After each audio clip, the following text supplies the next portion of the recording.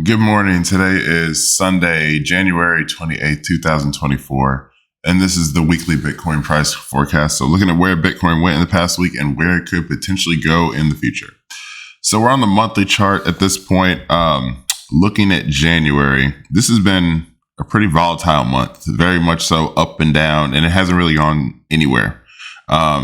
I would consider this a doji candle. Again, you have like this huge wick to the upside and huge wick to the downside, but absolutely no body.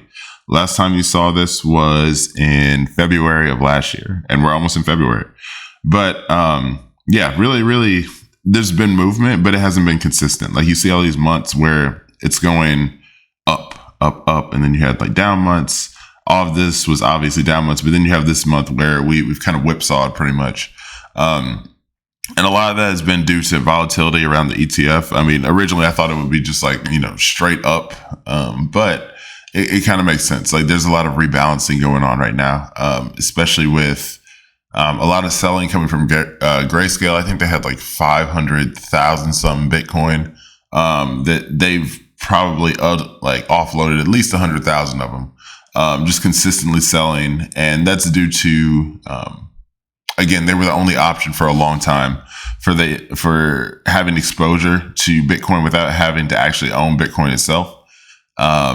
So yeah, at that point they had to sell because now people can move into BlackRock, they can move into ARK, they can move into Fidelity, they can move into all these other ETFs that give them exposure to Bitcoin and its price appreciation without actually having to own it. So Grayscale is no longer going to be the most popular one. So it kind of forced them to sell some of their Bitcoin.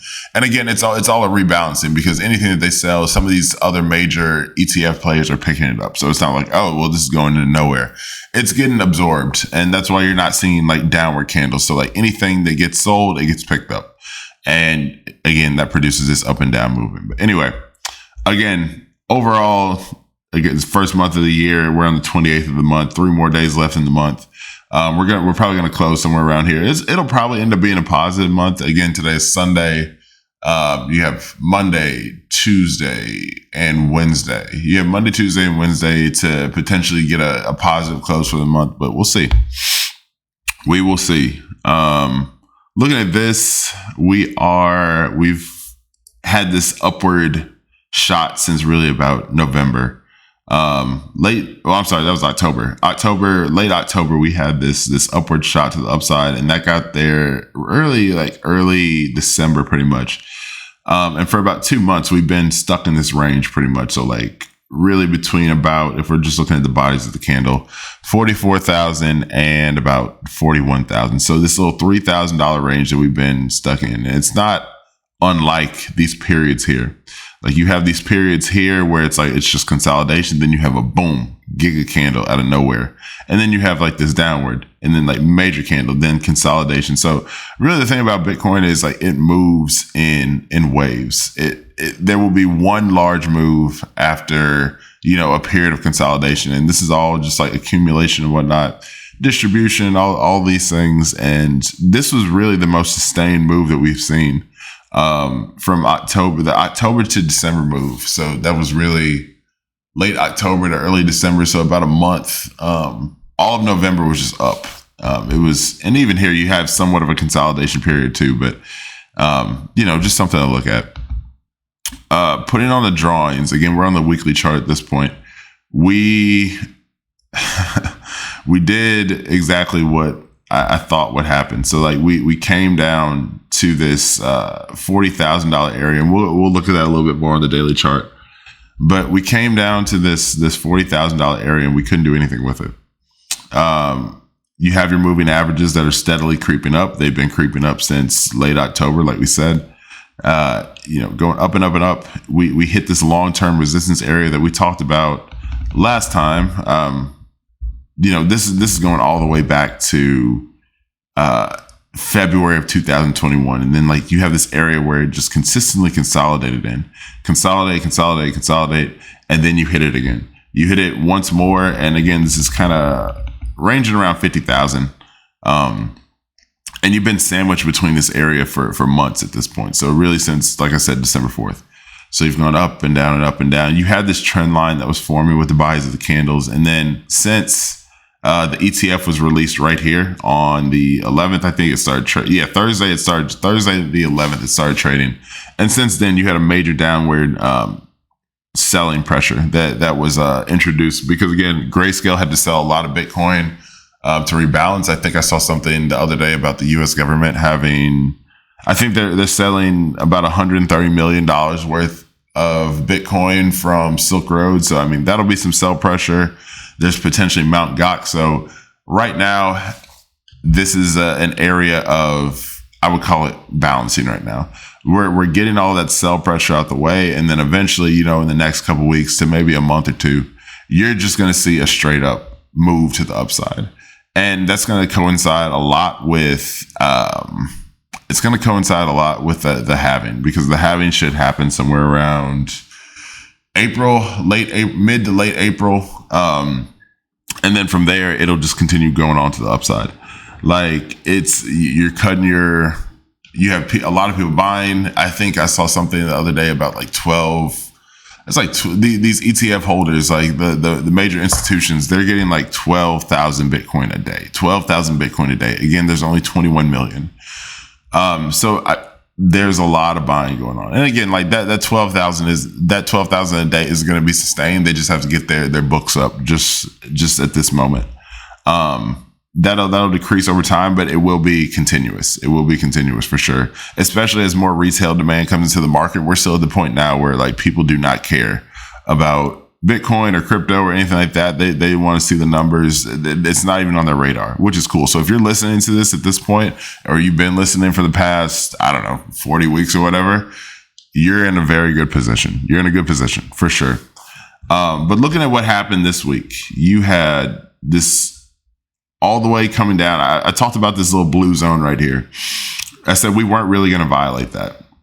So again, it did close. It didn't close. It wicked under there. It went down to about 38,000. But then, coming into the end of the week, you had some consolidation here, and then it just absolutely shot up to the upside.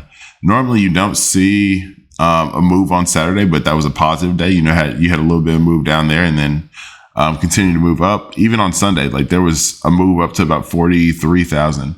But that's a good sign, because like, if you take a look right there, it closed above the moving average. It closed above this structure right here. Right now, you have to close above this structure right here and this structure right here, and then you'll be on your way. Because really, this resistance has kind of gotten eaten up. Like it went through there, and then it just got rejected. But yeah, we'll see. We'll see. It could continue on to the upside. I think it could be a continuous move. You'll probably face some rejection right here. Once it touches this line again, it'll probably, do a retrace and then continue on to the upside. But again, still more to see. Like I said, you had this blue demand zone. You had the overall upward channel that we've had. So again, it's been here all the way to here, just making these waves, making waves, and then it finally broke out. So now we're thoroughly, for months, we've been on the upside. So it's we've been above this area since November, really early December. So you had December, you've had January that we've stayed consistently above this area. And I think that'll continue. I don't see us really breaking too much further down into it, because again, you'd have to come back and kind of retest this area too. This is an area of consolidation, area of demand. The last place that this kind of shot off from was like right here. So even if you come down to there, you see it came right down to here. And this is the last area that kind of touched this. So worst case, you come down to about 35,000. I think that'd be good for the banks and whatnot. Obviously, they want cheaper Bitcoin. They don't want to run the price up immediately. That's not their MO. They want to make sure that they can get as much as possible for as cheap as possible. And then they'll continue on from there. But what else I got? Yeah. So that's pretty much what I think for the week, where we could go potentially. 4-hour chart. Yeah, it's a lot of the same, right? So, you had this major downward move, consolidation, downward move, consolidation, downward move, a little bit more consolidation, and now we're on the upswing.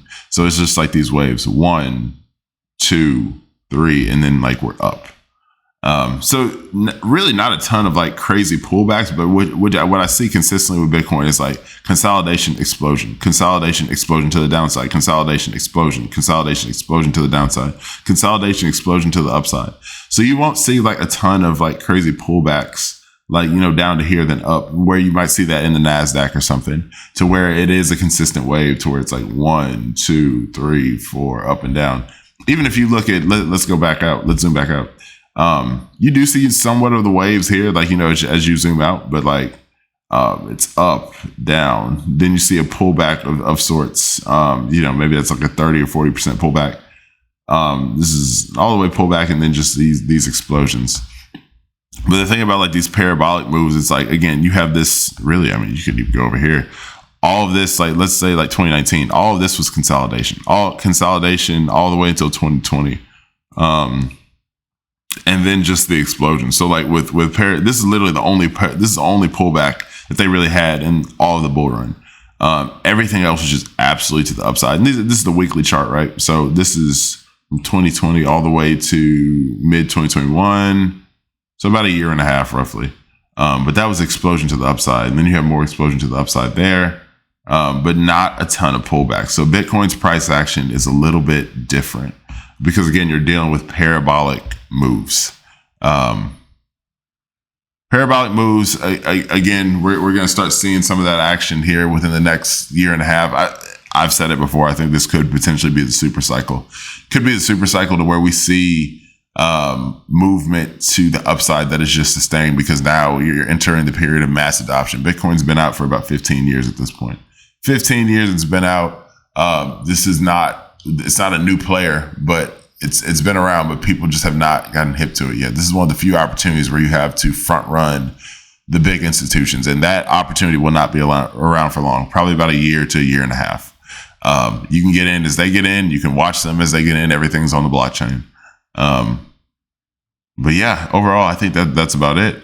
I think we could see some movement to the upside this week. Sustained movement to the upside, maybe a little bit of a pullback here, but then, you know, continue on that march up to the front.